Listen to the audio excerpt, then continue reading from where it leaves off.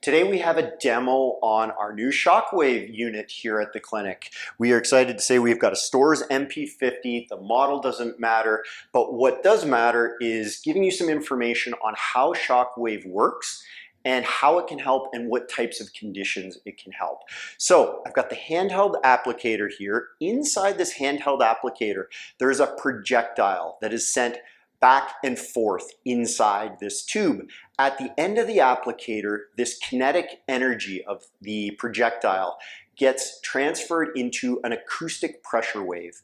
So at the tip, we've got an acoustic pressure wave that when put in contact with tissue surface, sends this acoustic pressure wave into the tissue, causing some mechanical disruption to the tissue. That might sound scary, but that mechanical disruption can stimulate a healing process, essentially reignite your body's natural healing process. And that would be favorable in issues where the body has had trouble fully healing itself. Things like chronic tendon disorders, we call them tendinopathies. Things like plantar fasciitis, plantar fasciopathy. One of the best clinical indications and clinical uses for Shockwave is plantar fasciitis and plantar fasciopathy.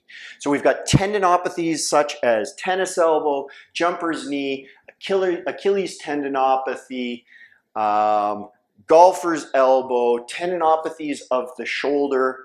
In addition to that, if you've got a calcific tendinitis, a calcific density in your shoulder or hip, the Shockwave can be really effective at disrupting that calcific presence and creating a healing process.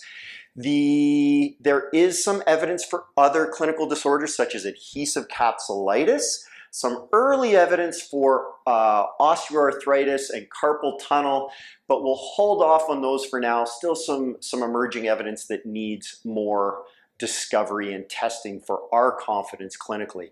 But for chronic tendon disorders like tendinopathy and plantar fasciitis, for example, this is a great clinical tool. It fills a niche for us in a tendon rehab, which is often an exercise-based rehab that takes a long time.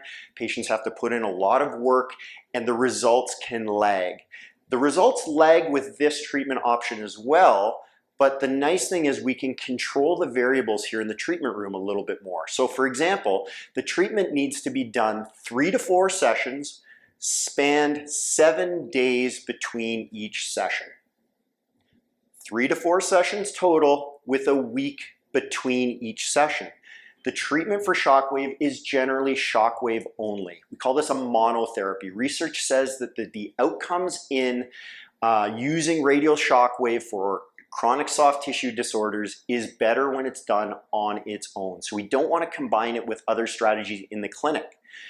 We also need to set the expectation that treatment will be a little bit uncomfortable. You'll hear when I turn the machine on and demonstrate the treatment itself that it has a really loud audible sound.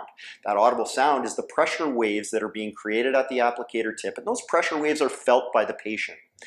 The intensity is set on the handheld applicator in something measured by something called bar.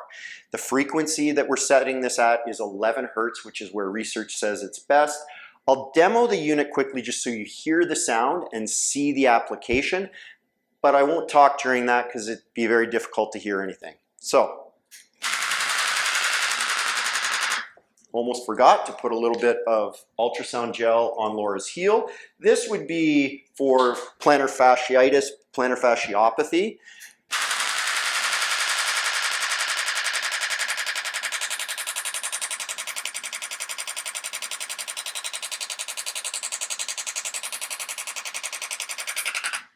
So in that period of time, we distributed 300 pulses. For an issue this size, 2,000 pulses will happen in well under 3 minutes. So the treatment times are pretty short. The treatment time is dictated by the area of tissue that we need to span. So much smaller in a case of plantar fasciitis or plantar fasciopathy. If we need to go higher into tissue, then it may be a slightly longer treatment outcome. After the treatment, we'll ask Laura to not engage in any exercise or any other active treatment for her heel. So it's letting the body do its thing and initiate that healing process.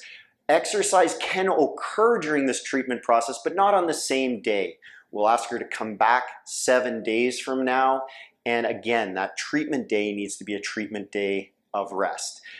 Patient will feel some discomfort. That intensity needs to be uncomfortable at a point of maximum tenderness. That indicates that we're in an area of clinical relevance, and that helps guide the location of the treatment. So expect a little bit of discomfort. That can be modulated by the intensity of the acoustic wave pulse though. So if it is too uncomfortable, we can dial it back, but we have 2.4 to 2.6 bar is what we're aiming for in the intensity that is guided by most of the research protocols. Speaking of which, success on average for these chronic tendon-related disorders is in the range of 75 to 91%.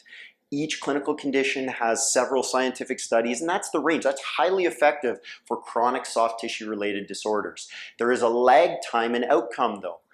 3 to 12 weeks is the expected time when you'll start to feel better. So it won't feel better immediately after your first session or two. That's completely normal. These are injuries that have taken a long time to develop and take some time to adapt and respond and improve. So expect a lag in treatment outcome, but these improved outcomes can last as long as 2 to 3 years. So really exciting treatment option for some tough to treat clinical issues. If you have any other questions, feel free to reach out. Happy to help.